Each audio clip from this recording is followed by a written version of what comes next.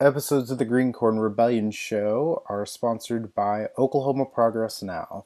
Oklahoma Progress Now is a 501c4 organization focused on building progressive power in Oklahoma. Their primary efforts are on developing progressive content for a 21st century audience, coalition, and capacity building across progressive organizations and causes, and working to see elected leaders who are more responsive to their constituents and the needs of the many. Areas of focus include progressive messaging and communications, coalition building and resource sharing, and focused progressive policy goals. You can check out their Twitch live streams, and they go live on Facebook on at noon, Monday, Wednesdays, and Fridays. Please support this organization. It's a really great organization. It's just getting started here in Oklahoma. Thank you. Now enjoy the rest of the video. Well, hello. This is the Green Corn Rebellion Show, and today I'm here with my friend Joey, who hosts a left-wing show on YouTube called Jolah. How are you doing today? I'm doing good. How are you? I am doing as well as I can be with the left in disarray on Twitter. Um, um, okay, so first question I have here is where are you from and where'd you grow up at? I'm from like a general area. I'm from rural Pennsylvania. So that's basically like imagine West Virginia, but in the middle of big democratic cities. The only reason Pennsylvania goes blue sometimes is because of Philadelphia, because of Pittsburgh, and because of Erie. But I live in the section they call Pennsyltucky. So being a progressive from this area, I'm dealing with a lot of people who are very, very, very, very culturally conservative, but they used to be fiscally like liberal and democratic, and they used to be union workers. A lot of people who voted Obama in 2008 and 2012 ended up voting Donald Trump. They think they're Democrats, but they talk like Republicans when it comes to cultural issues. So my idea and my like method of change is to bring it back down to the reality of these policies and try to connect where these people can like start at. So if that's okay to start off with this a little bit. So Yeah. like for example, an issue like firefighters. In Pennsylvania, 90% of firefighters are volunteer. There's 38,000 total. And I think it's pretty crazy that a job that requires you to answer a phone call to run into a burning building, that doesn't pay you. An issue like that, a progressive should come up and represent those people. Even if 95% of firefighters are conservative, a progressive should rise up and say, you know what, I'm going to fight for these people. And they should be fighting for police as well. Like these police reforms we are pushing for, make it about being pro police. Not everything needs to be a cab. These things Yes. would help police as well. They would lower the crime rate, argue where people are at. That's what I'm trying to do. Focus on, local funding issues with education, for example, like cyber schools, private cyber schools drain a lot of money out of school districts. When kids go to those cyber schools, the school districts spend like $1-2 million too much when they shouldn't be spending it. They should be having their own way to facilitate like a cyber learning program. These are But cyber charter schools, by the way, yeah, right? cyber Yeah, charter yeah, yeah, schools. yeah. Yeah, We have the these same are thing here in private. Oklahoma. Yeah. It's the same issue. So yeah, Yep. like it would make a lot more sense for the community to come together and make like maybe hire two teachers to be dedicated to Zoom classes all day, pay Yeah. them each $60,000 a year or like a good salary instead of paying $2 million to a big corporation that's going to waste the money. Yes. And those are three issues that, like, and you know this obviously, you're in a really conservative state, as well. Like these are issues to run on as progressives that Yes. people will like. You don't need to lead it by saying like you need to respect your white privilege and you need to like you don't need to start it with that. Yes. Don't start the conversation that way. Meet people where they are and fight for them. 100%. Um, I agree 100% with what you just said. I think a lot of it is we do need to be talking about these specific policies that affect people and make the conversation about that as opposed to any other cultural thing or other kind of like national issue that might be the issue of the day or whatever. Because these people never voted for Democrats because Democrats hated gay people or hated black people. Well, I mean, depends on where you're at. Maybe they did vote for them because they hated black people, but we're not talking about like in the 60s here. We're talking about the 80s, the 90s, even as far as like 2012. Because out here in Oklahoma, we had a similar thing where whenever I was bored, like the Democrats like ran shit. Like they ran the entire state from top to bottom, except for like the federal offices. I think when I was born, both of our senators were Republicans, but we had 6 seats at the time. But like 4 out of the 10 seats were Republican. But either way, like at the state level, Democrats ran everything. And like my state rep and state senator were both Democrats. And one of the state senator, my state senator, he ended up becoming the governor. And in 2006, he won his second term with 66% of the vote and won almost every county except for the three in the panhandle. So that's huge. You don't see that in like a normal election. Sure, that was like a wave year for Democrats, but like that's still like insane. And Democrats in the state legislature, I think they lost a few seats, but like we still had like virtually 50-50 control. But like that was just like 14 years ago. That wasn't even that long Mhm. ago. Yeah. But yeah, like I agree with you 100% on that.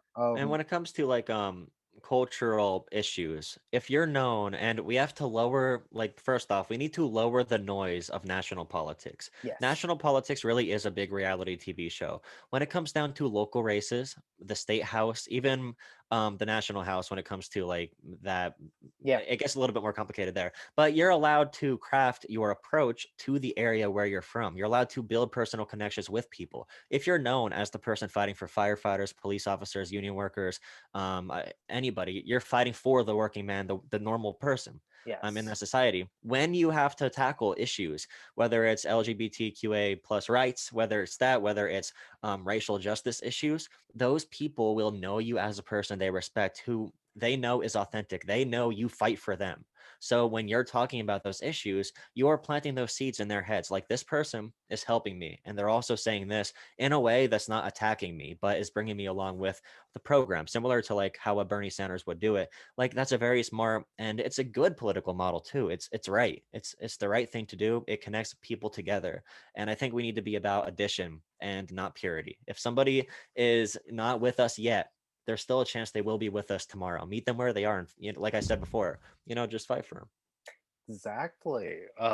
Like even in like I'm sure this is also probably a thing in Pennsylvania, but like in some of these like county level seats, county positions, like we still have some Democrats there. Like I think out in some of the more rural areas, like I was looking up some of the races in November, and like Democrats for sheriff won like 60 or 70% of the vote against the Republican. Now, sure, maybe that Democrat's been there since like 1990 something, maybe. I don't really know. But like that still says something that that person gets reelected. Like they must actually know what's going on and be able to like not piss people off with whatever they're doing. Like that is a lot. Like that's something, and I think I don't know. Maybe I'm over looking too much into it, but I think that that's something to look at when we talk about Democrats and progressives running in rural areas. Yeah, one of the most red districts in Pennsylvania is actually ran by a state rep that is for Medicare for all. And he built a connection with the people. He didn't come out with Medicare for all at first. That's not the message he leads with. He fights for worker protections, and then he brings in the policy that might be considered radical.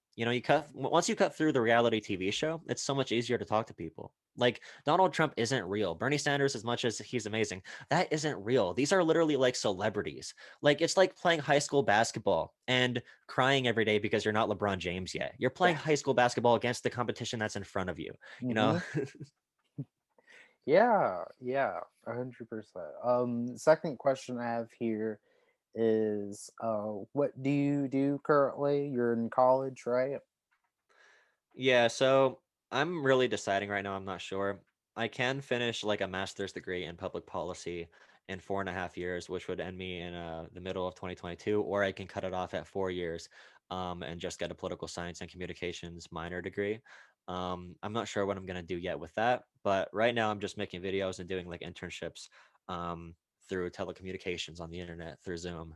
That's how I'm working right now, and I'm also getting involved locally with different organizations. Right now, it's really, of course, because of the pandemic, all digital. I'm okay with. I'm okay with sitting behind my computer screen and talking to people right now, saving up energy for what I might be doing in the future.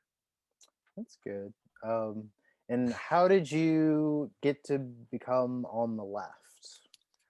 Um, Were you well, always on the left, or like did you start out somewhere else? And how did you get? Well, when I was a kid, I went to a private Christian high school, which the teacher in third grade wrote on the board, "Who are you going to vote for?"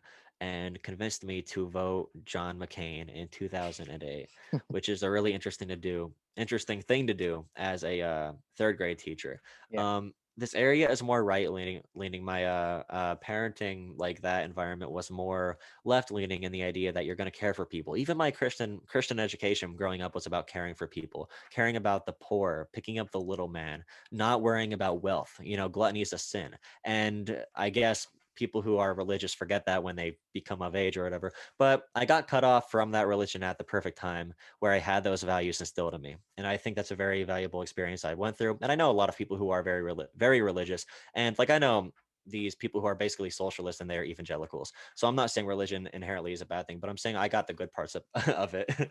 And I backed out before, that religion became very unaccepting, at least this church that I'm from, as they get older with like LGBT issues and racial issues. But I had that foundation and a good parenting background. And in 2016, I always was more left leaning because of that. But in 2016, Bernie Sanders coming onto the scene is actually something that really sparked all of us, of course. And he did connect through the way I just proposed, like connecting straight to the issues. Don't bring up a bunch of complicated BS. Keep it simple, keep it real, and keep it connecting to what's going to actually help people. And that really connected to me. And I was more of a like Bernie or Buster type, honestly. Um, and up until like he lost. Like I was really in that whole scene. I was watching Jimmy Dore all day and Kyle Kalinske all day, and I was really angry and really emotional after Bernie lost. But I decided to take a step back, and now I'm trying to practice a more like pragmatic form of progressivism, which is why I'm talking like this. I'm not just talking like a cheerleader of certain policies. I'm trying to like meet people where they are now. But yeah, I guess that's how I got on the left. I'll have to think about that question more. That's a really good question. That I'll probably be asked again in the future. So thanks for that one. yeah.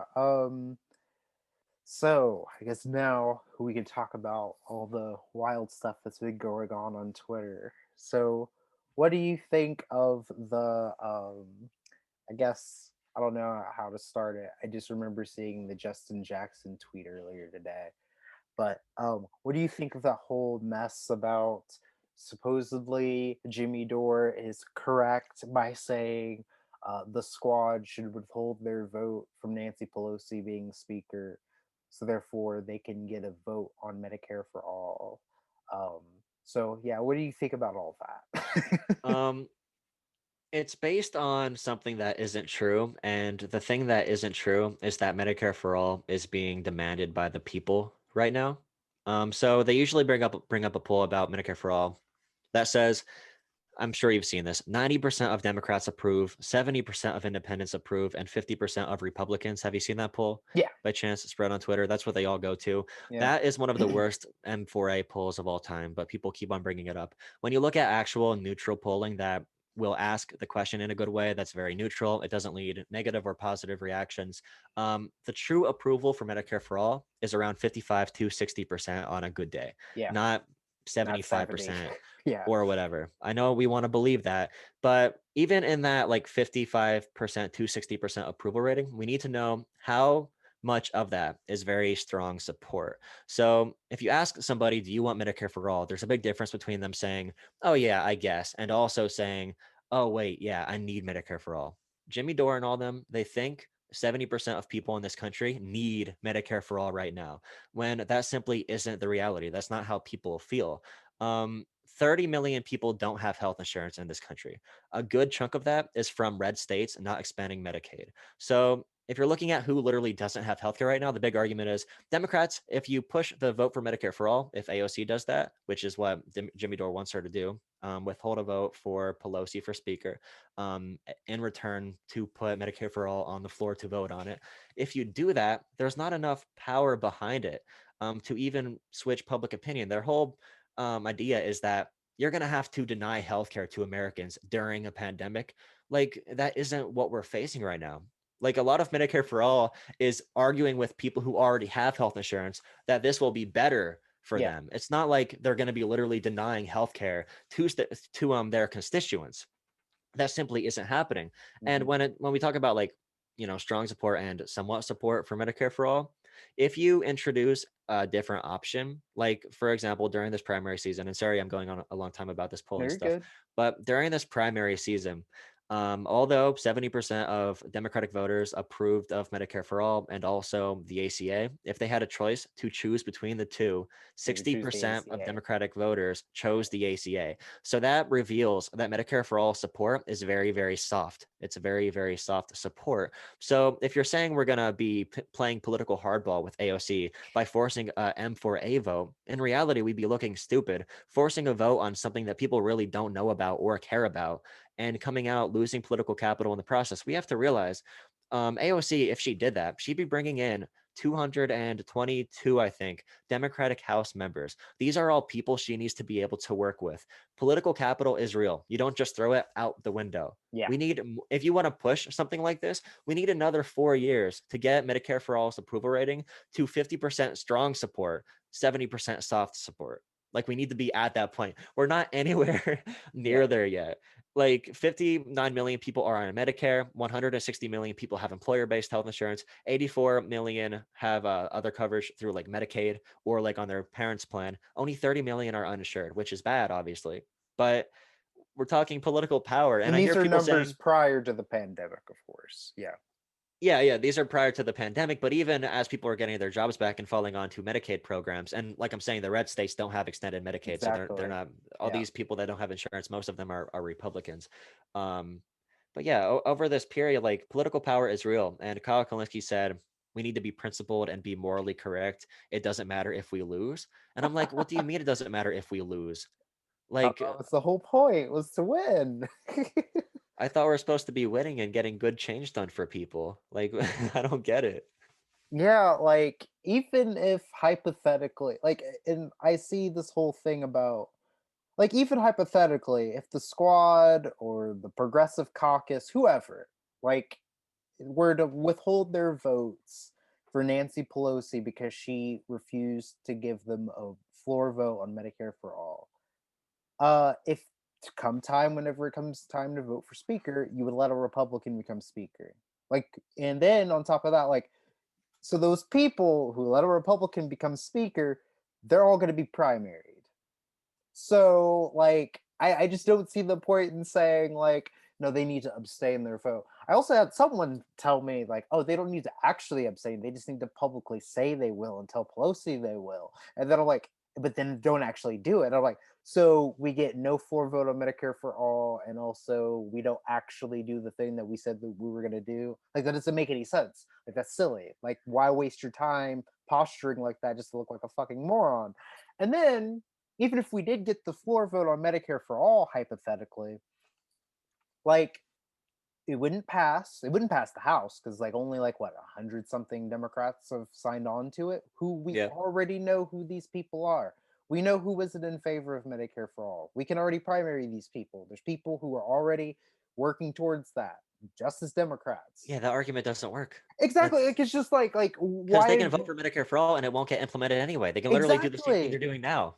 Yeah, and then like you don't need to know who isn't in favor of Medicare for all because they didn't vote for it. We already know who isn't a co-sponsor of the bill already. And there's already groups working towards primarying them. Go support those groups. And then at the same time, a lot of these people don't support Justice Democrats. But still, like, it's like, why would you want them to go do something stupid that's actually harming them in their project than, like, something else or literally anything else? Because to me, it's just like, this seems like an entire waste of time. Like, you guys don't understand how any of this works. And I just find this like weirdness Yeah. about this online to be so like weird, and people act like, oh well, you're just wanting them to sell out or they're sellouts, or it's like, no, I just don't want them to do something stupid, like make this like do this kind of like grandstanding bullshit like for like no real reason. Like why would you want that? But then again, for a lot of these people, larping is their whole thing, so of course they would want for them to do that. How do you say this guy's name? Peter, is it Duau? Peter, it's Peter Dow. Dow. Okay. Peter Dow said, "The left is not divided. It's just hashing out who's actually on the left and who's with the establishment." See, that's silly. Like it's like seriously, like the like I've said this before, and I usually tweet it out every time I see AOC doing something. I'll say like AOC is doing more for the left than the Green Party ever did, or something like that. And it's because she's a Democrat. She's choosing to use the tools that we have at hand in order to move forward with the left's agenda. Like a lot of people will talk about like what is it they want a revolution, or they want a general strike or something, and it's like, okay, like you do know that like union density in this country is like at 6%. Who, There's how are we going to general strike? Who yes, it's actually, like you can't organize, we don't have an organized workforce, you well, you can't know what organize. happens? They're all on Twitter and they only talk to people. It's like the same thing all of the old people have with Facebook. You're literally only getting opinions that agree with you, and you're getting, mashed with a bunch of people who agree with you. So you think everybody is in your mindset. So you see 50,000 people like a Twitter post, and these people are from global Yes. destinations. They're not all from a concentrated area in the US in one state in one city. But Yeah. you're assuming that there's so many people. Like you don't understand how big the world is or how big politics really is. And it's really frustrating because politics is so much bigger than Medicare for All and Green New Deal, like those two policies. There are so many ways you can help people at the bottom starting there. And if we're going to have a Medicare for All bill passed, all of AOC's political capital needs to come from people power. She doesn't have the big donations from the corporate lobbyists. Nancy Pelosi brings in a lot of money for the party, which is one of the reasons she is going to be speaker again, because she can buy it. And Yeah. we know this is an issue, but you can either do two things. One thing you could do is cry about it, yell, and say we need to bang our head against the wall. The second thing you could do is say, how can we work around this and still get political power in the process and still improve people's lives? I'd rather the second option rather than feeling righteous on Twitter for my followers who are going to hype me up and retweet me 1,000 times and donate to my Patreon or whatever. Like, I'd much rather be helping people throughout this entire thing. Not saying Medicare for All and the Green New Deal aren't important, but we need like millions of how many counties are in the U.S.? I don't even know, Oh, but I don't know how many counties, but I we need mean, thousands of counties to have progressive movements in school boards, in state houses, in city councils. We need that first. That's where it yes. starts. This is grassroots. Like I always say, even if Bernie Sanders would have won the presidency, this wouldn't He would have have gotten. gotten none of his agenda implemented, or bits Yeah, and like pieces of it. Like it wouldn't have been like we wouldn't have gotten Medicare for all necessarily. Like we probably would have ended up having to opt for a public option, because that's what most of the Democrats who are already elected are in favor of. Like, yeah, sure, being able to primary like 100 Democrats is a good, like it's a good thing, but like you're not going to be able to do that in one election cycle. Like yeah. it's going to take time. Would you agree or disagree with the idea that if they did the Medicare for All thing, that the approval would actually drop? I feel like it would drop within the Democratic Party because no one really cares about it. And if they make Yeah, a big to do about it, then it's going to drop, right? Because it's going to be a loss too. Like Medicare for All shot down by half of the Democrats yeah. and three-fourths of Congress. Mhm. Well, I think I don't know if it would maybe bring down the popularity of the policy itself, but I think it would bring down the popularity of like the people who are trying to like, bring this to a vote by means of saying Pelosi shouldn't be speaker because of this. Like, I think, like I said before, like if they had actually done this, like, or even tried to do something like this, like AOC and the squad, they would be disliked and would probably be primaried, and rightfully so, honestly. Like, why would you threaten such a thing on something that isn't even going to get passed anyway? it's silly. Like I don't know if I don't think it would necessarily bring the popularity of the policy of itself down. I just think it would be pointless. It would only just harm, AOC and the squad. I And saw Chris though, I don't know how to say his last name, but he has the one YouTube channel. I think he's at like 40,000 yeah, subs, and he said the wealth tax in Canada being struck down by liberals actually helped the new Democratic Party, the NDP, get popularity because people saw how bad the liberals were. But mhm, for that to happen, you need a policy with hard and powerful support. You need people who are like they're saying like 100% this is the right thing to do. We need it right now. You need 70% of people to already think that, and then yeah, losing a vote like that would work. But you can't lose a vote of a policy that isn't popular. And I understand if you don't take the time, or if you have cognitive dissonance, or if you don't understand how to read like polling data, you might have seen that. I used to believe this stuff, so I understand it. I used to be yeah. classic what I'm seeing right now and what I'm arguing against. If you literally see 90% of Democrats approve of Medicare for all and set and like the moment you hear 50% of Republicans are for Medicare for all, Gotta rethink that. Yeah. you would want to look a little bit like deeper into that, hmm but I don't know. Maybe But that doesn't really. I was about to say something. I can't remember what it was. Oh, but in the Canada situation where the Liberals voted against, like, they have like a multi-party system Oh where yeah, yeah. that could actually work. Like here in America, I mean, sure, AOC and the squad believe in different things, like Nancy Pelosi and like that wing of the party. But at the end of the day, like they're all in one party, so it's not like AOC's popularity is going to go up and then Pelosi's will go down. Which I don't know if you know this, but Pelosi's popularity isn't very high anyway to begin with. Yeah. But but I don't know. I just think it It's would a smaller country too. That's that easier too. when it's a small country. And people don't pay attention to politics that much in America. Like people don't want to pay attention to politics, most people. Like they're not going to be reading every fine detail of Medicare for all to see why it's better than their employer program. They're going to go to work their 9 to 5, and they're going to see something about AOC holding up Nancy. I Pelosi mean, being maybe holding up speaker, Pelosi would be a yes. good thing. I don't know. Maybe, but It'd just be but party infighting though. The right yeah, would be laughing at it, I think. I don't yeah, know. because I know people who are just like regular Democrats that like AOC and they like Nancy Pelosi. That's the Well, appeal, though. That's what people don't yes, understand. AOC is getting the support of regular Democrats, which is what yes, 100%. If Bernie Sanders had AOC's appeal, he would have won. which he does. It's not like he doesn't, but like But he's he not a woman of color, which works in the exactly, Democratic Party. exactly.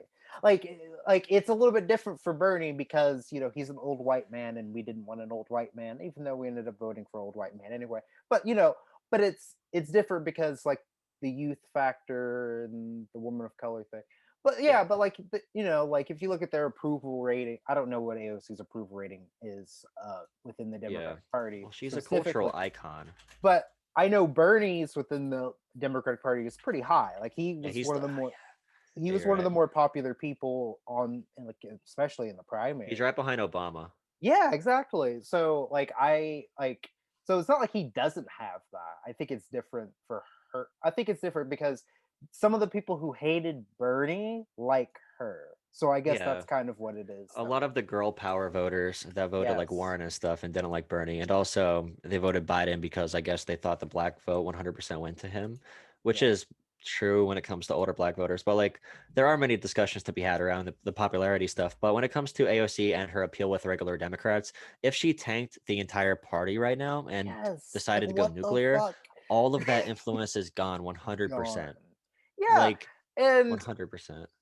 I see a lot of people like, and that's the other thing because like I have a lot of friends who are like regular Democrats. Then I have a lot of friends who are like leftists, or I follow a lot of leftists on Twitter at least.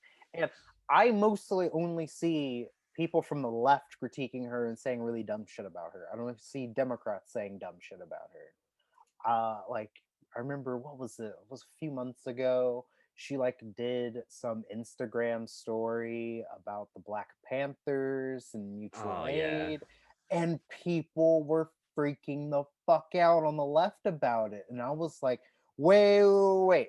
She represented the Black Panthers properly. She didn't demonize them, and somehow she did cultural appropriation, or she didn't talk about the Black Panthers Revolutionary Framework or some shit. I was like, what are you people talking Yep. about? Be glad she talked about the Black Panthers in a positive way, because I guarantee you, there's not a history class in this country that Oh even yeah, talked about them 100%. or talked about them positively. But her, with her influence, she did. Like, you should be glad about that. Like, Just in like what I said general. before, like you get popular with people who don't agree with you ideologically on everything. And once you build that trust between you and the constituent, for example, in this scenario, then you talk about, like she did, about the Black Panthers. Maybe some liberal people who thought and they heard from the institutions that we have that the Black Panthers are evil, maybe they saw this out of AOC and they're like, holy crap, AOC's cool. AOC, and I know this is a weird point, but a lot of my friends do find AOC very attractive, and they have said they are considering progressive policies as a result of that. And also, there is a phenomenon happening where a lot of young women are progressive. So now a lot of guys I know that were conservative are now. I know a couple of guys who voted Biden because of their girlfriends already. Which, I mean, there's something to be said about just like human connection and where that can go politically. And this is a real Yes. thing. Even if they're not going to be with you in your full revolutionary ideology, it is about addition and not subtraction. And I feel like all the purity politics stuff that Bernie got pegged down for in the primary that he didn't do himself, a lot Yeah. of it is real on the left. A lot of people on the left do say things like, if you aren't for Medicare for all, I don't want to work with you. Like, if you aren't for Yes. exactly what I want, I don't want to work with you at all. And that's a good way to get yourself to be politically obsolete and not get Yes. anything done. And Yeah. direct action on like a city with defund the police and pressuring a city council is a lot different than waging political power on the national stage. And there's a time and place for every type of political advocacy. Yeah. And the other thing you said about not wanting to work with certain people or whatever, like I've seen people say a lot of stuff, and this is mostly in reference to the Georgia races with Ossoff and Warnock. Mm, People saying that, like, oh well, like, social, we should, us on the left shouldn't work with liberals or anything like that, or we shouldn't work to elect liberals or anything like that. Like, I mean, I can understand if you say, like, oh, DSA shouldn't endorse, Democrats that don't agree with them ideologically. I kind of understand that. I'm not going to disagree with that. But if you're saying that leftists, socialists, whatever, shouldn't work with liberals themselves in yep. any kind of like tactical unity, you're allowing fascism.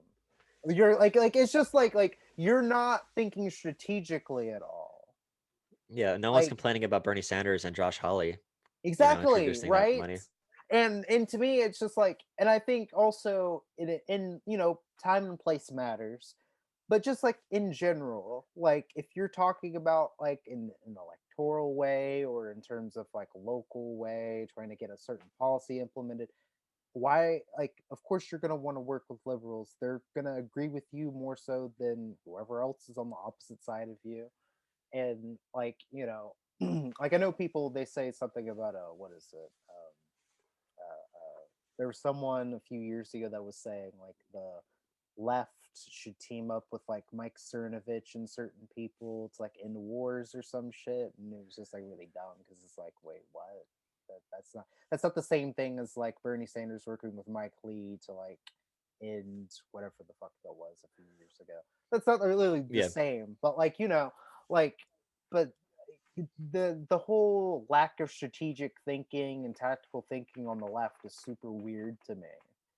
Like, and it's then they want to funny. claim that like they know so much about theory and history, and I'm like, you don't know anything about history. I can Dude, sure as fuck tell you that Kyle because Kalinske and Jimmy Dore are literally saying, and I've criticized Kyle for this before, they literally said, if you aren't following what we are doing, you are fake, you are weak, and you should quit. Like, they are saying you are weak to mm, AOC, who is probably the most attacked politician in American, other than because of her attention. Like, I would say like Ilhan Omar or someone like oh yeah, that. But just because of the scale of how big AOC is, she's getting the most attack by far. She has such a momentous like weight on her shoulders, and that isn't to be like blind to what she might be doing wrong. But like if I was in that position, trying to wage political power from the inside and also practice advocacy on the outside, and also she released that 4 minute clip of her talking about everything she accomplished. Like that's real. These are real changes affecting people. And like to say from your YouTube show, you are wrong, idiot. Kyle Kalinske said about Bernie Sanders, either Bernie Sanders doesn't understand how politics works or he doesn't care. I'm like, what? What are you talking about? It's insane. Like I don't really watch Kyle Kalinske that much anymore. I used to a little bit a few years ago, but I've I haven't really watched him that much, and I definitely stopped watching Jimmy Dore years ago. But I miss like, when Kyle was really cool. yeah, right. Like it, but like I just don't. I just don't see like the whole point in going after, especially with Jimmy Dore. Jimmy Dore's the worst at this. He goes after the squad more so than he does like regular centrist Democrats. And even when he goes after centrist Democrats, it's always like the same attack on every single thing, as opposed to, oh, like, dude, like, the Republicans, they're like insanely way worse and like worse than ever, and they're insane. But like, but the problem with that is like, but no, but I the but yeah, the part of the left that just lacks, I just say it's like strategy, or to the extent they do have strategy, it's not, they don't have, how do I say this, they don't have strategy put in place to get to where they want to go. Yeah. Because if you want revolution, if that were to happen today or tomorrow or 5 years from now or 10 years from now, the left would not win. Like, and there's no reason for you to believe that would happen. Have you ever played chess before? Personally, I think I have. I just don't know how At some to. point. Yeah, Well, I have at well, some point. Yeah. I'm sure you understand like the concept of like you have to move each piece with precision and you have to Yes. be able to do it in a very smart and delicate way to orchestrate what your power potential is to take out the opponent.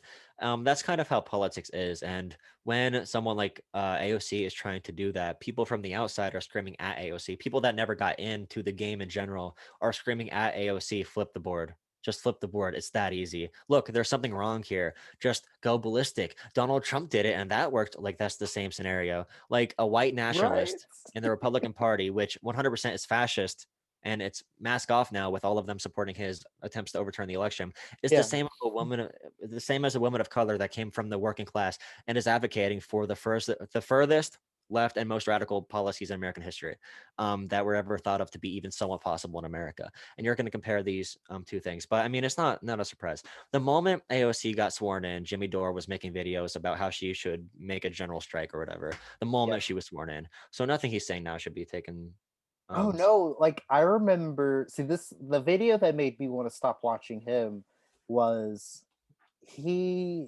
It was after the New York primary, so it was after she had won the primary, and it was after Cynthia Nixon had lost the primary for governor, and she was on CNN and being asked some question about Democrats winning the House or something of that nature, and she said something about how people were going to need Andrew Cuomo in office too, or need people to come out for Andrew Cuomo. And he did a whole video talking about how he shouldn't have endorsed her, or she shouldn't have endorsed him so quickly. She should have waited for some policy concessions from him or something. And I'm like, wait, like what are you talking about? Like she's freshman going to. congresswoman. Exactly. I was like even, well, All right, even if Governor she, Cuomo, listen up. but like even if she wasn't like a first, like going to be in her first year of Congress, like even if she's like in her 10th term, like on what planet would a congressperson be needing to extract like concession policies from someone who ran for governor? That just doesn't even make any sense to me. Like she's not going to be working with Cuomo at all. I get it if it's Cynthia Nixon and maybe wait on, which there were policy concessions that he had already made during the primary, but like it just like was making zero sense. And then I was like, if this is how he views AOC and any progressives that are like in the Democratic Party, then I just don't need to listen to this guy because it's like, what's the point? Like at the end of the Mm, day, like he would rather you do something really dumb that makes you look stupid and lose credibility, or else you're a sellout or you're not doing anything to him. And it's just like that's so weird and dumb. Like yeah. I'm all for holding your politicians' feet to the fire, but you have to recognize when they're doing as good as they really can. And you have no idea what kind of conversations behind the scenes that the most powerful people in the country actually have. Even if you run at a local level in politics, you'll be met with the cold reality of how this shit works. It's not yes. fun. It's not like a debate club. It's not like a little political commentary channel that you literally just talk about all these policies and scream into your microphone because you think you're so righteous and correct all the time and, morally pure. It's not any of this shit. It's real. It's grinding. It's a lot of effort put in. And it's not even simply just like one or two protests. It's not direct action. It's a totally different animal. And 100% respect and power to the people who 100% only do that, only go to protests and only go to, march on a courthouse. But there's a way to do inside and outside politics. And this is where a lot of people who support Lake Door were mad at Nina Turner for Running running as a Democrat. as a Democrat for House. It's Yeah, whatever. like it's so insane. Like I'm like, wait, like do you want people to win or not? And also the thing that you said about AOC being under so much pressure and whatnot.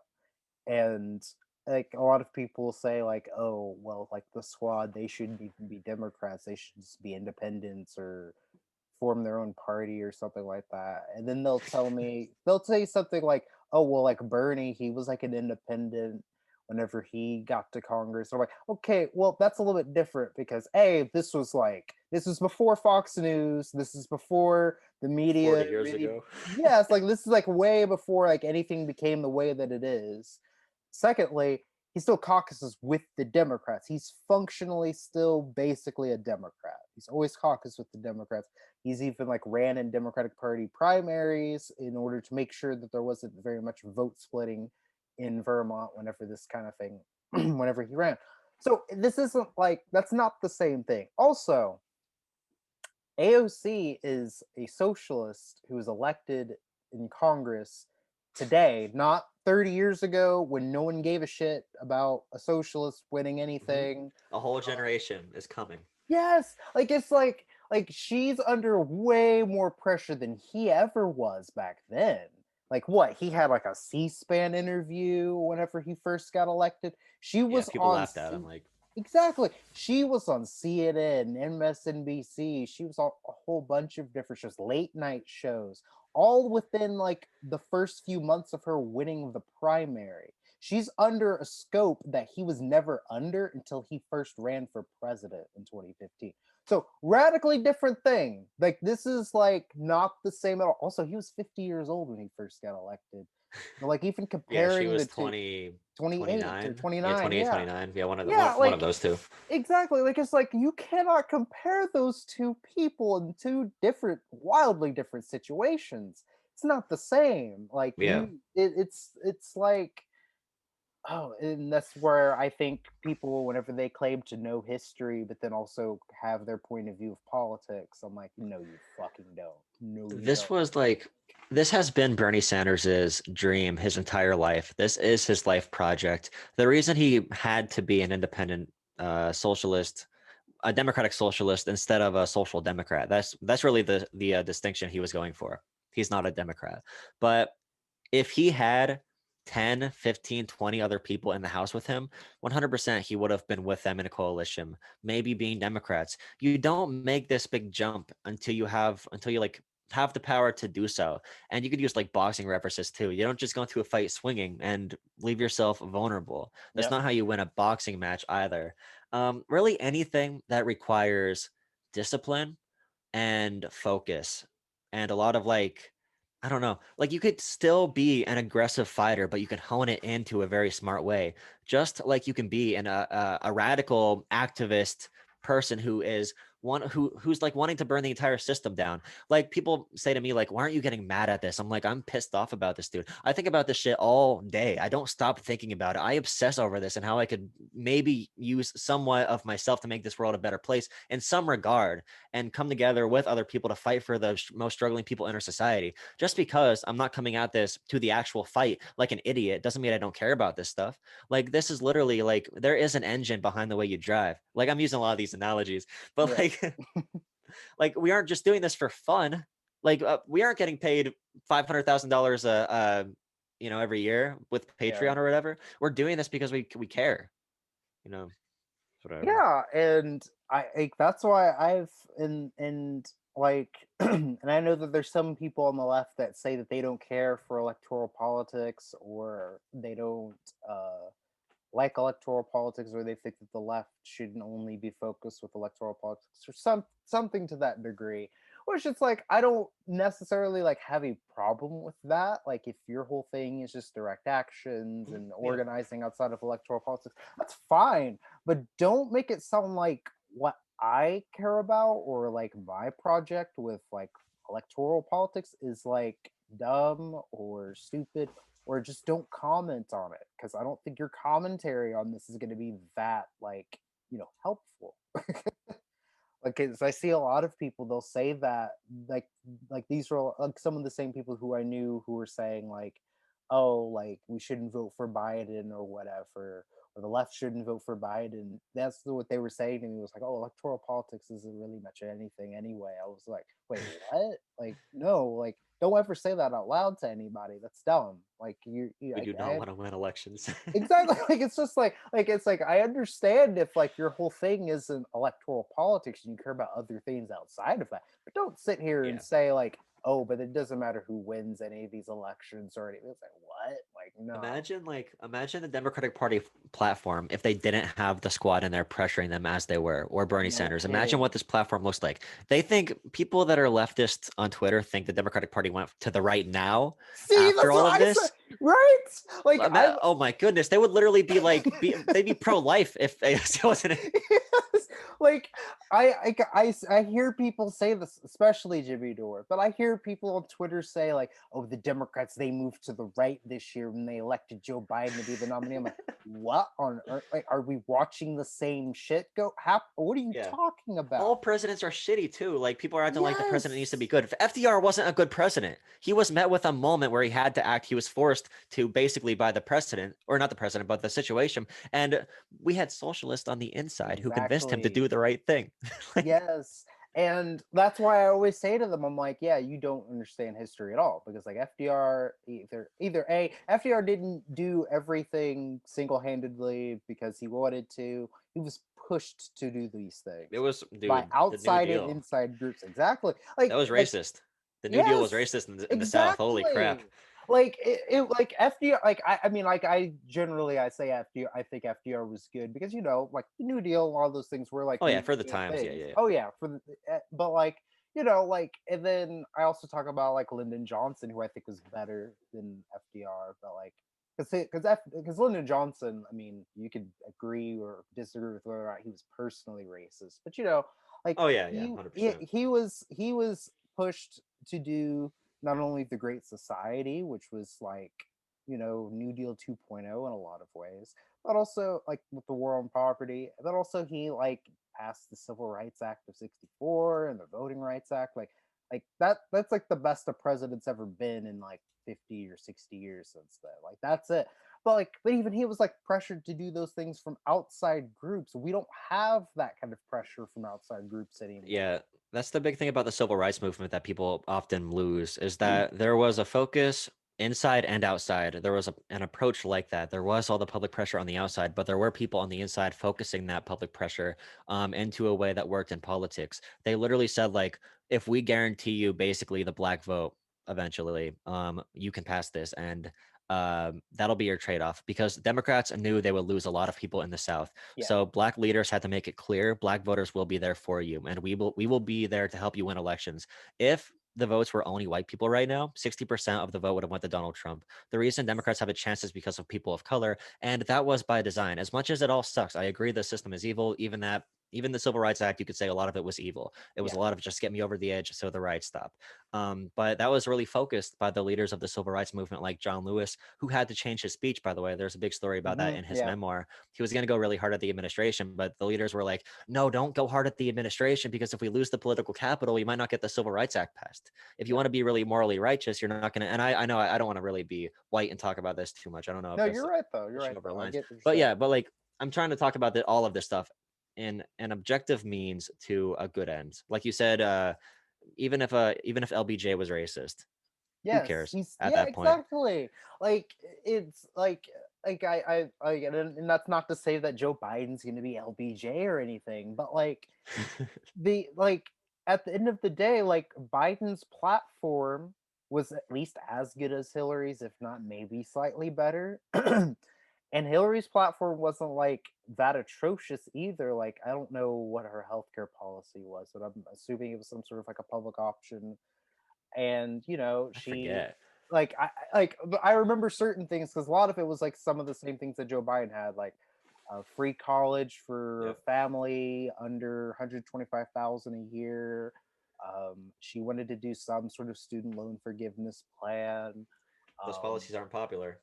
yeah, and like, but like she was wanting to do those things, and people will just like dismiss that and say, "Oh, but the party's just been shifting ever so to the right." Like, how do you say that the party is still shifting to the right if, like, whenever Obama was in office, like half of the Democratic senators might as well have been Joe Manchin, and now you Yeah, don't have that anymore.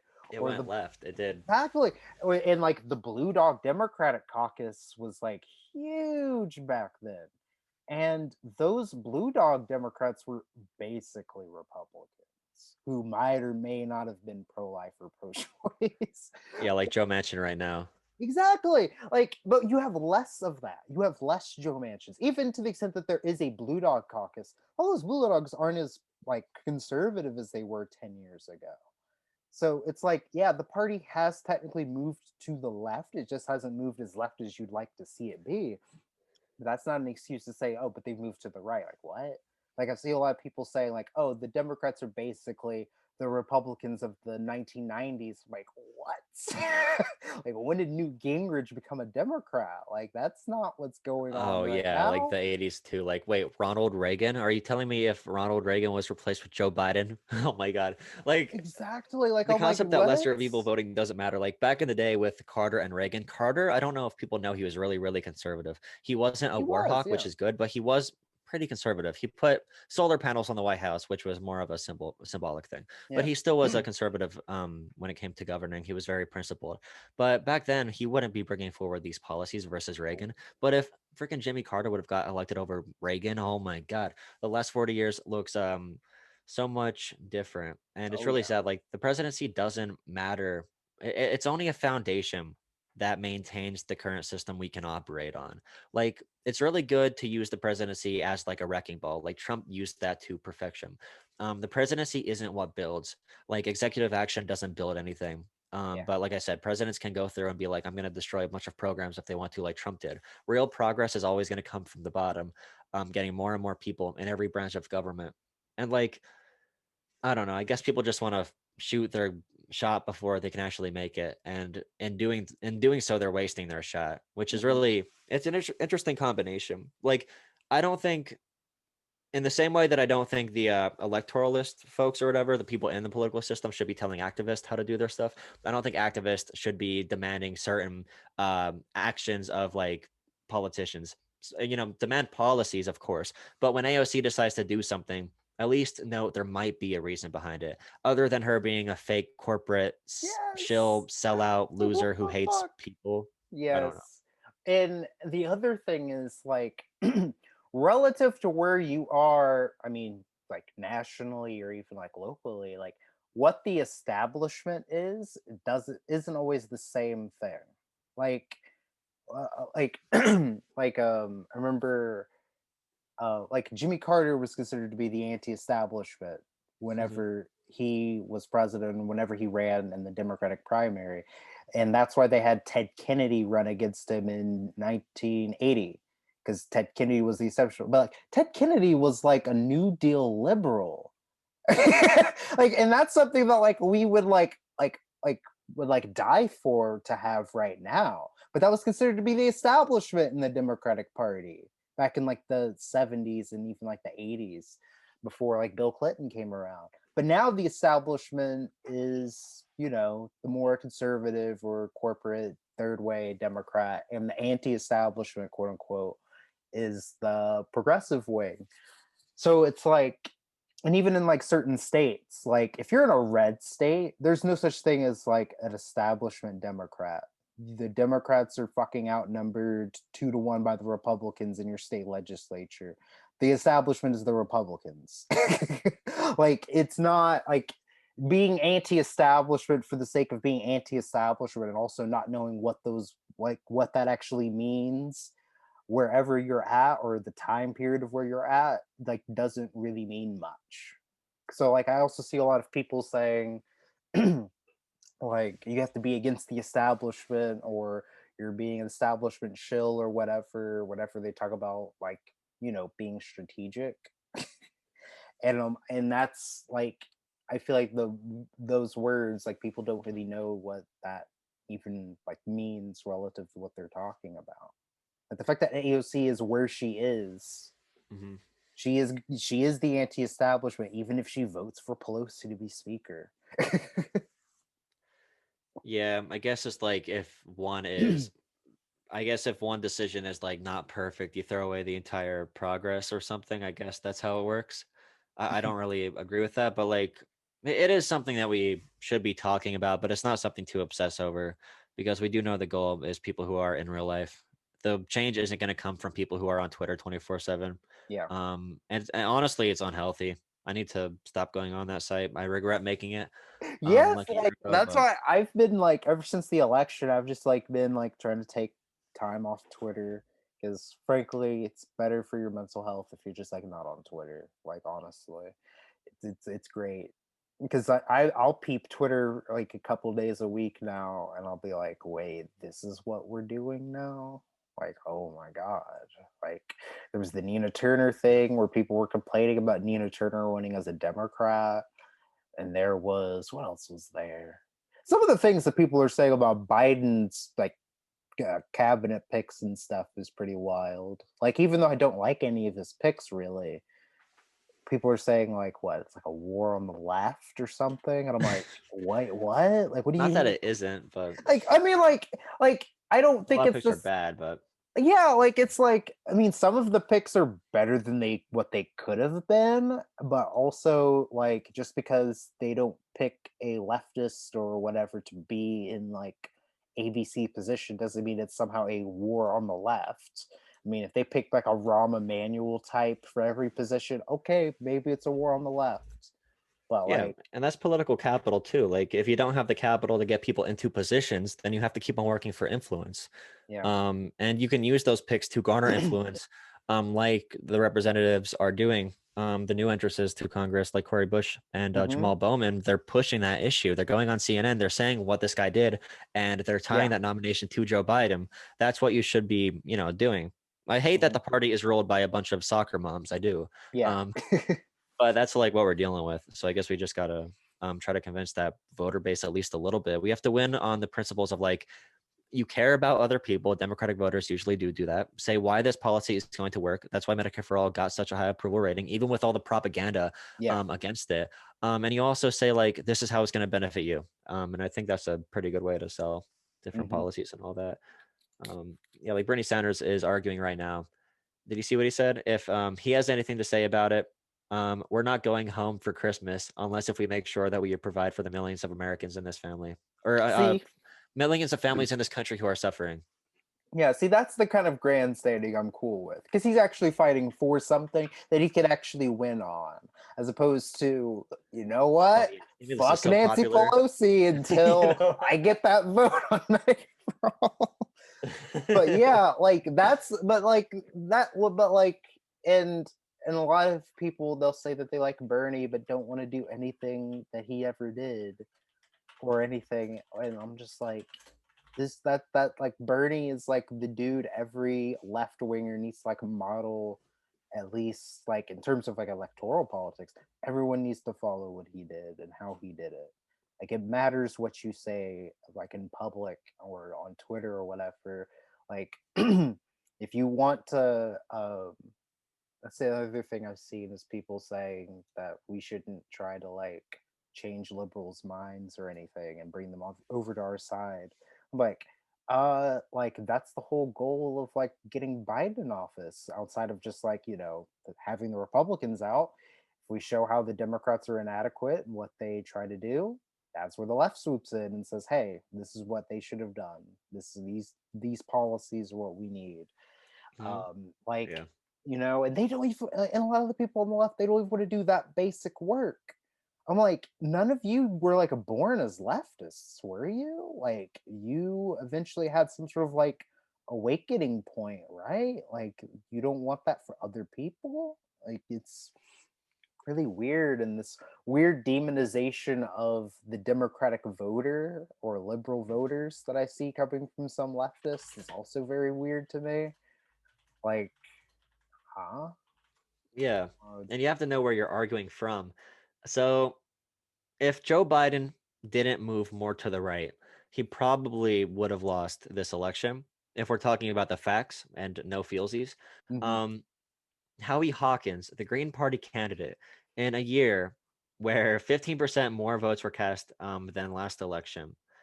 Um, 1 second. So he got 0.2% of the total votes. He won less votes than Jill Stein. He won about 400,000 total, I think, What? in this election with 160,000 votes. That's Yeah, this is insane. really, really, really, really, really a terrible showing, and it just goes to show that if the Democrats did go more left, they weren't gonna get more voters with like Green. If they would have endorsed the Green New Deal on Medicare for all, I'm sure a lot, most of those Green Party voters would have said like, oh, they don't really mean it. They're not really going to do that anyway. They're not going to vote Yeah, for them. So like, you can't be like, you need to come to my side, Democrats. You must represent my policy and then have nothing to give them in regards to political power. exactly. Um, yeah, you got to have some bargaining chips at the table, which Bernie Sanders is using one of those bargaining chips. Stimulus is so popular, hard support. People need Yes. it. People want it. People are going to go to the streets to demand help, and those are what you push on. Yeah. Oh wow.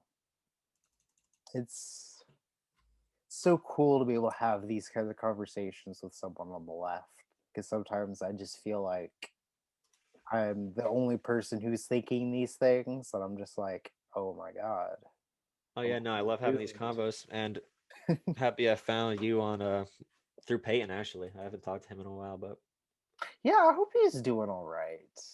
I think he. I want to say he like liked a tweet the other day because I try to keep I like a couple every other day or so I'll check on him to see if he's like retweeted something or tweeted anything or liked a tweet just to see like if he's like there. But I hope he's all right. But yeah. But there's something else I was gonna say. I can't remember what it was. yeah, I think every topic was covered possibly in the universe Basically. when it comes to Um, the left. yeah. Um, but yeah. So, what kind of music have you been listening to lately? Um, I forget. I listen to the same songs over and over again, honestly. A lot of rap music still. A lot of like boom bap rap with like jazz instrumentals. I like those beats a lot. So I listen to that music to vibe out a little bit. Some lo-fi stuff. Um, Also, I haven't listened to. I know you like rock and metal and stuff. I Yeah. haven't listened to anything like that in a while. Well, Um, shame on you. I'm not in the car that much, honestly. So like that's when I listen to a lot of music. I've Hmm. been listening to a lot of like podcasts a lot. I walk around with my little Hmm. knockoff earbuds Yeah. because I'm not gonna buy stupid ass Apple Pods because screw Apple Pods. I hate those.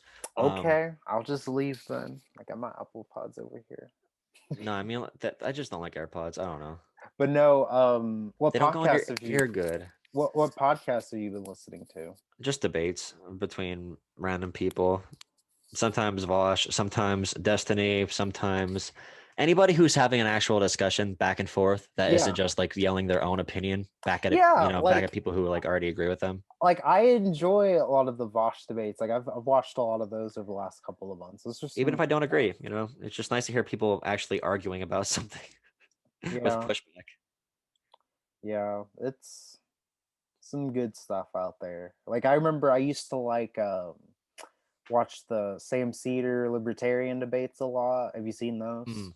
Yeah, Oh those are no, I didn't see good. those debates. I saw Oh the old Sam Cedar and Jimmy Dore debates no, oh wow. I mean, last week though. I rewatch that debate every now and then too, just because I'm like, how do people still listen to Jimmy after this? This is He was wrong about everything. In 2016, he was wrong everything. about literally everything. Everything. Like, oh my god. Like I'm sitting here, I'm just like, wait, so he's basically just arguing. I mean, like essentially he's arguing for a Trump presidency while saying, I'm not gonna vote for Trump. But also making But but like exactly, but like making like the like strategy as to what's going to happen if Trump wins, and literally none of it happened. And it was the most insane thing ever. And I'm just like, how do people still listen to this guy? it was accelerationism. It And he was made like it it. seem like so smart, like it's going to be such a good far left reaction to Trump because they're going to realize the system is broken when Trump takes control. In reality, the exact opposite happened. Yeah, and then what Sam said, what Sam was 100% right in everything he said. Like he said, like no, like if anything, like we're gonna just get like some regular old Democrat in 4 years that runs against Trump, and it's not gonna be some progressive or anything. And yeah, the Democrats might take back the House, but they're not going to be like progressive Democrats or anything. It's just going to be like just Democrats. You're going to see a resurgence in the. I don't think Sam Cedar said this specifically, but like you can see a resurgence of blue dog Democrats, and we saw that. And then a handful of those blue dog Democrats lost their seats. My congresswoman lost her seat. Um, and yeah, but no, but the Sam Cedar libertarian debates, like he has a whole playlist of like libertarians who've called into the show to debate him, and it's hilarious. He's debated people like Walter Block. He's debated libertarian candidates before. Who else is he? You know who Stefan Molyneux is, right? He used to be a libertarian before he Sadly, became whatever the fuck he is now, and he debated Sam Cedar. I love libertarians. The Yeah. one I interviewed both of the candidates for the libertarian ticket, Joe Jorgensen and Spike Cohen.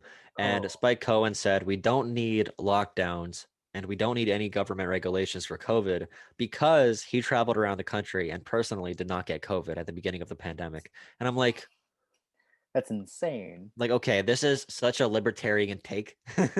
Insanely libertarian take. I personally did not get COVID, therefore Oh wow. You know totally what's disregarding the whole working, like like that's so crazy. Like my governor, he was the first governor. My governor was the first governor in the entire country to get coronavirus, and that did not make him take it seriously an ounce more than what he had before. yeah. It was insane. And now we have schools trying to do like in-school quarantining of students. Yeah, you heard what I said. In-school quarantining of students. In some of the more wealthier school districts, they're doing this. And I'm just like, wait, how are you doing this? Well, they have the How? resources, so. No, not. I mean, even like, what resources do you need Well, to like yeah, take a kid to school and have them sit in a room? Like, it's true. silly. It's just like no, just leave that kid the fuck home so they can get better and not possibly infect other people. Yeah, it Like is that's true. so Like, weird. it is like a daycare for parents, which makes sense. I don't blame people for like saying schools need to be open for that reason. But like there's no reason we didn't take an economic plan like Europe had. Like they literally said we're gonna Yes. guarantee nationalized wages. You stay home, we're gonna take care of the restaurant industry, we're not gonna let you die. And schools, we might have some open, but we're gonna give parents the means to stay home with their kids and teach them to take Yeah. stress off the entire system. There's no reason that shouldn't have happened. But Americans and we don't really have an education system here to teach people like comparative politics with like European countries, how our system compares to them. Like Yeah. we should just have every American be forced to watch a video of people in Europe talking about how dumb Americans are. Like, Yes, because I meet people all the time. Like I remember before the election, more specifically, people were like, "Oh, Joe Biden wants us to do another lockdown for 6 weeks or something." I'm like, well, like first of all, we barely even did a lockdown in Oklahoma, so I don't know why oh you're yeah, really complaining about that. Secondly, in other countries, like in Europe, because no one fucking knows this, they don't know that like in Europe, like yeah, they shut down, but what they did was they paid the government paid companies like I can't remember what it was, like 80 or 90% whatever of their of the workers' wages, so their workers could just stay home, have money, be able to buy things, whatever. But then everyone like shut down for like a couple of months because it wasn't even like months at a time. It was just like a few months, and then they opened back up, and then Z's gone. And like we could have done that here. We could have shut down for a good 3 months or so and paid everyone to stay home. We could yep. have done the same exact thing, wouldn't have had all those fucking layoffs.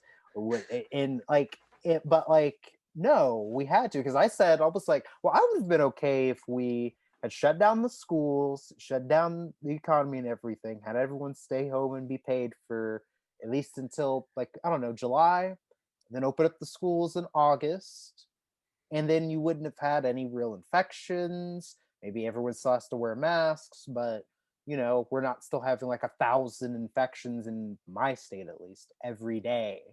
Um, Yeah. and you wouldn't have big people getting sick, and then you wouldn't have to, shut down the schools again in the middle of November. It's freedom, So right? right, but Freedom. it's so crazy to me because like people they can't think outside of like just America or whatever, and it's like odd to me because then when I bring that up to them, they have no response. They're just like, "Wow, they did that," and I'm like, "Yeah, they did." They handle a lot of things better than us, or some right winger will bring up. I think Sweden was it that just like did no lockdowns or anything. Even though it was still pretty disastrous, a lot of people got sick. But like that's still a different situation. Like they have single payer. It's not like people are getting sick and then like not being able to pay for getting sick and having to be in the Yeah, hospital. Like they it's a don't little bit understand. different. Like It's sad. Like I know so many people who had to hold fundraisers when they got cancer and they had to beg people to give them money for their treatments. And I try to tell them in other countries that doesn't exist. And they simply don't understand it. They have this weird concept, and it's all propaganda of like freedom or something. When yeah, in reality, they carry around these phones that have their GPS information that shows where they are every second of the day. That has their credit card information, all of their banking stuff. It has their name, birth. A lot of people have their social securities typed in their notes. All of your passwords are in your phone. Everything you've ever done online can be easily accessed by a company if they wanted to and exposed. You get all of your food from giant corporations. Like right now, all small businesses are closing down, and people are complaining like, why is only Walmart open? Why do they get to stay afloat? I'm like, dude, it's capitalism. They have all of the yeah, resources. We rely on Walmart to give our community food. We rely on Amazon for our goods, for hardware, for our refrigerators, for our businesses, for our stoves we cook on.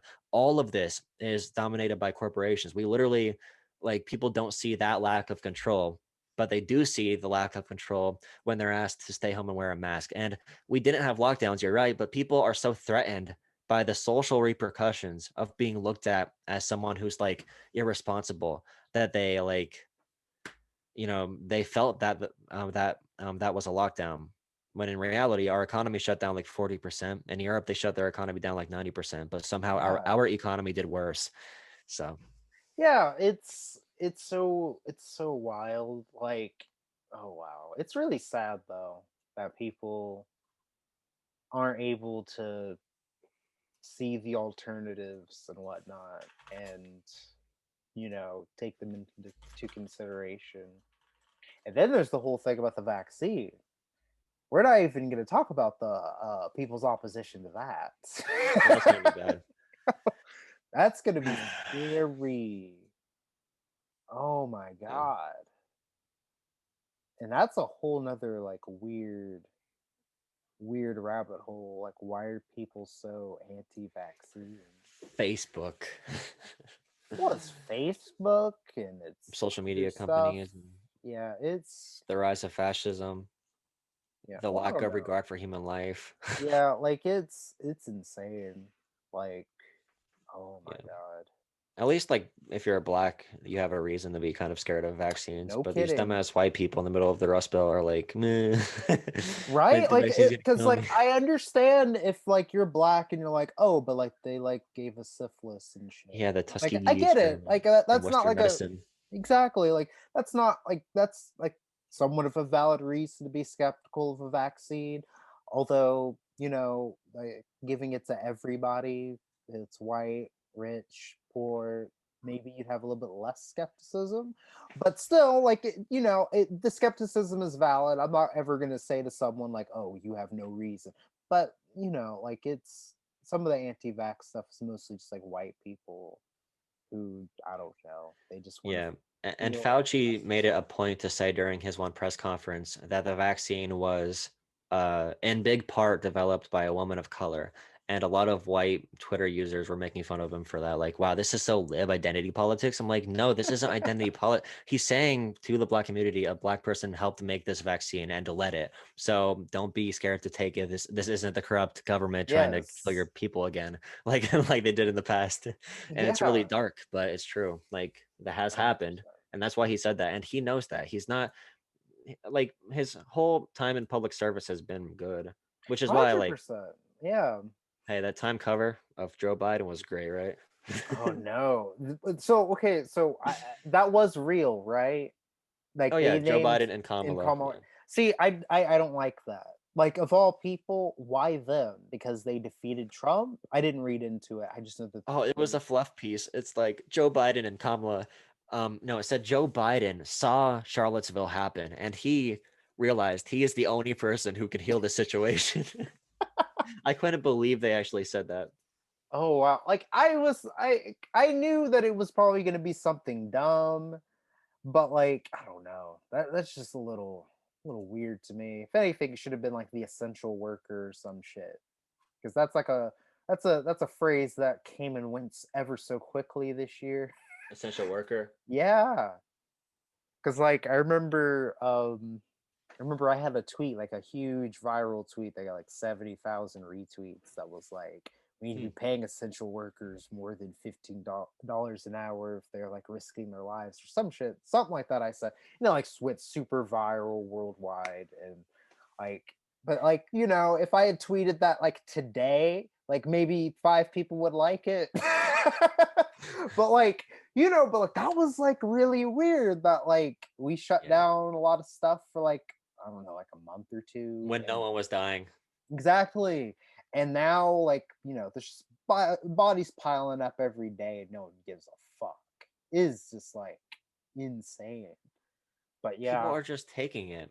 Like yeah. they're literally they think like they deserve it or something. It's a really it's weird how you can just say I need to go through this virus, I need to get it. Maybe some people are going to die, but it's okay because we need to maintain our country and our economy. Or I've heard some people say, mostly younger people, but they'll say, like, oh, if you get it and you die, it was just your time. I was like, Oh, you're that's so 13. scary when people say that. Yes, I was like, well, wait. I've had kids tell me this shit. The religious I'm oh, like, kids told you what? it? Yes, I'm like, whoa, you're It's just like their time. 13. Like, why are you thinking this? Stop watching dark stuff on YouTube. Yes, I'm sitting here. I'm like, whoa, whoa, whoa, whoa, whoa. You're way too young to It be. was simply you could justify anything with that. I It know, was just their right? time. It's just their time. It's just my time. Like, And when someone what? religious says that, like, "Oh, God called me," I'm like, "Oh no, don't stop, please." No, it's so insane. We But don't gotta die. Trust me, we yeah, don't gotta do it. But they're like, "Nah, I gotta die. Sorry." yeah, it's something though. Like I've had like a lot of my close friends have gotten it already, and it's not fun. They tell me it's not fun, and these are mostly young people who have gotten Yeah. it too. Well, people always said like, "Oh, it's simply the flu," but I don't think people really got No. the flu and understand what the flu actually is, though. Like, I think people get colds or stomach bugs and they think that is influenza, like the actual virus. When Yes. in reality, the actual virus flu is really, really, really bad. But Yeah. there's so few cases now because of immunity, because of vaccinations and all that stuff. But we barely even think about it. Only 10,000 people die per year from the flu, but people don't even understand the capacity of which that hurts you, let alone COVID, which people I know like 3 months after they have it, they're still suffering through different issues as a result.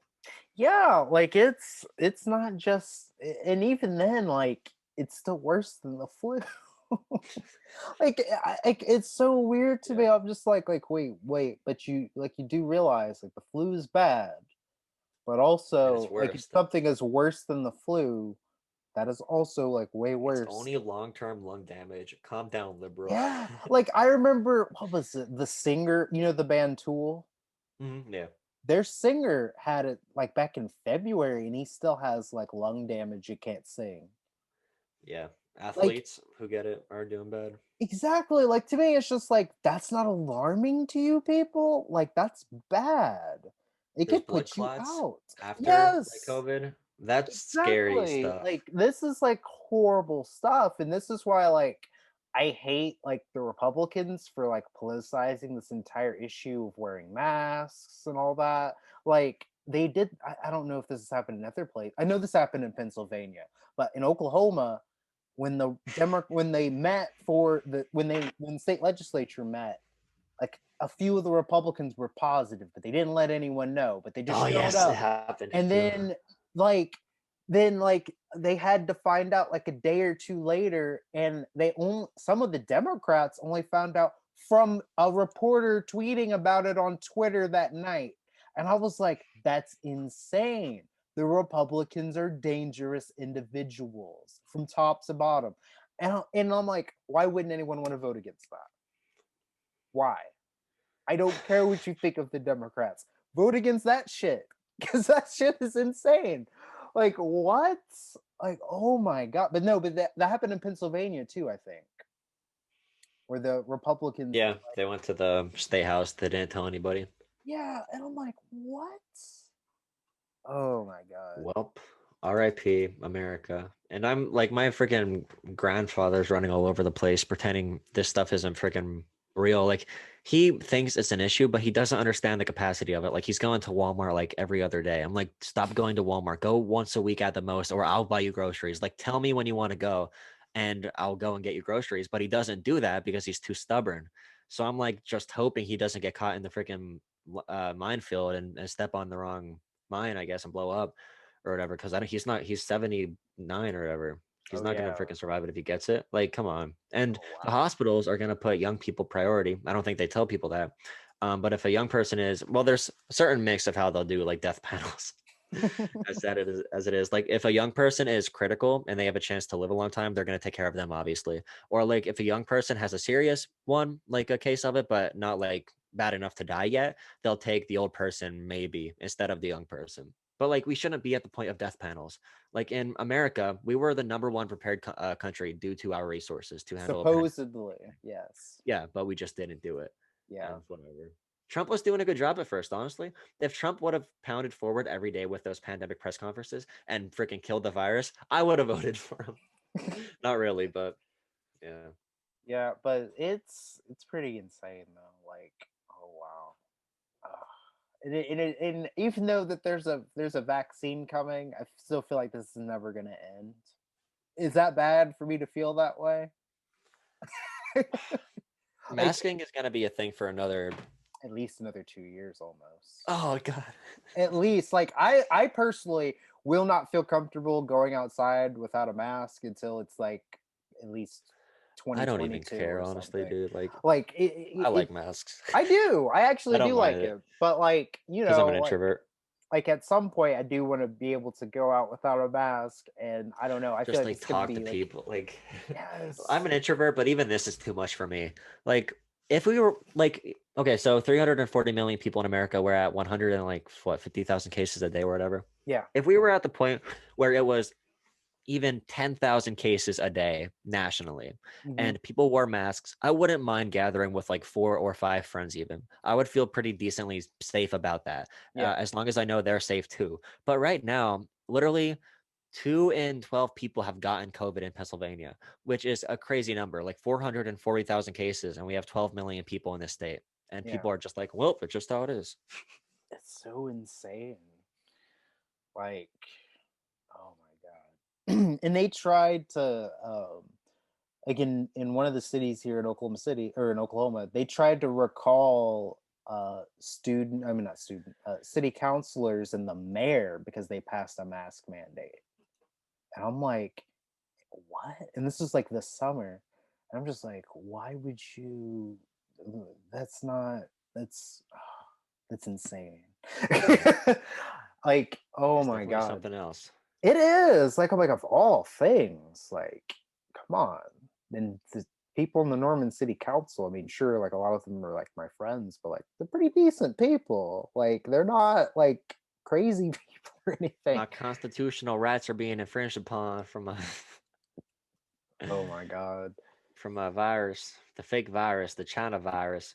I thought a bunch of the country music stars dying would have woke people up, but I guess not. I see like You every know? other day, country music star dies of COVID complications, and I'm like, what? Why is no one caring about this? Or Herman Cain, whenever he died, that was wild. He died from like getting it in Oklahoma. And oh wow. But anyway, Yeah, it's been a good conversation that we've had here for the last hour or so. yeah, Need to do it again sometime. yeah. Thanks for having me. You're welcome. Where can we find you on social media and on YouTube and whatnot? On YouTube, I am Jolah, Jolah. You might come across Jolah Music first, but that's my music page. Go past that and go to Jolah with only the 5 letters. That is me. On Twitter, I am Jolah Politics YT. That's my @ right now. I've kept it for like a year. I don't feel like changing it. Um, and on TikTok, I also have a TikTok. I forget what that is though. And yeah, I didn't know you were on TikTok. I have to find. Do you post TikToks on there? I haven't for like a month or two, but I did a couple times. Okay, I'll have to find you on there. I I'm get views on there, but no like engagement. Like people like it and look at it, but they don't like follow or like Yeah. comment. Yeah, like I've been on TikTok for a little bit and I started making videos a little bit before the election and like I don't know, I don't get a lot. I get like maybe a couple hundred like 100 views or so on each one and maybe some likes here and there. But like one of them went like I think it has like 10,000 views now. Mhm. And it wasn't even like anything weird. Like it was somewhat some right winger put out some video that said like, "Oh, your political views whenever you get a job," and then it has people going to the right. And then I just like stitched it and I said, "This is only true if you have like a six-figure salary and no student loans." Or if you live in a fantasy world. And that was all I Yeah. said, but it just like went off and like 90% of the comments are just like right wingers like calling me stupid or whatever. And it's kind of funny. That's the hidden key though to get engagement, make people mad. For real, like it's just like say something like that and then you know you'll have the haters at you. And it's gone like it's had like certain waves like too. Like I think I posted like 2 or 3 weeks ago. Like first Yeah. when I posted it, it got like 3,000 views. Then it kind of leveled off at like 4,000. But then like over the last few days, it's shot up to like 10,000 and like way more people started commenting. And I was like, what? I don't understand this app. I've had way better TikToks than this, and they didn't go anywhere. But this, oh well. But Yeah. yeah, Yeah, well, thank you again. you're And welcome.